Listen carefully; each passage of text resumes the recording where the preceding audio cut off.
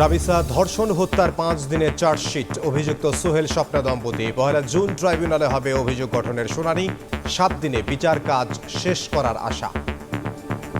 শিশু সহিংসতা দমন ট্রাইব্যুনাল এই অভিযোগপত্র এবং চার্জশিট আমলে গ্রহণ করেন। 1/6/26 তারিখে অভিযোগ গঠনের জন্য দিন ধার্য করেন।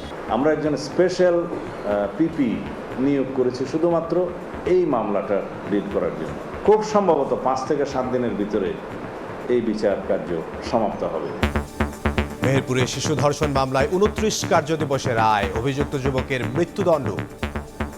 শিশুর প্রতি যে সহিংসতা সেটা রোধ এবং শিশুর সুরক্ষায় এই রায় অনেক ভূমিকা রাখবে। দেখছিলেন প্রধান শিরোনাম। সন্ধ্যার সময় সঙ্গে আছে আমি ইমদাদুল হক। এবার অন্যান্য শীর্ষ সংবাদ। সাগরে তেল গ্যাস অনুসন্ধানে আন্তর্জাতিক দরপত্র আহ্বান, স্বার্থ রক্ষা করেই হবে চুক্তি। জ্বালানি স্বনির্ভরতা অর্জনে সৌরশক্তিতে গুরুত্ব প্রধানমন্ত্রীর। দিন দিন ভয়ঙ্কর হচ্ছে হাম, নিভে গেল আরো 16 শিশুর প্রাণ। ভর্তি প্রায় 1,500। জেলা পর্যায়ে শনাক্তে বিলম্ব, ঢাকায় আসার আগেই রোগী সংকটাপন্ন। বান্দরবানের নাক্ষুংছড়িতে মিয়ানমার সীমান্তে ফের স্থলমাইন বিস্ফোরণ, প্রাণ গেল 3 বাংলাদেশির। সীমান্তে টহল জোরদার, সতর্ক অবস্থানে বিজিবি।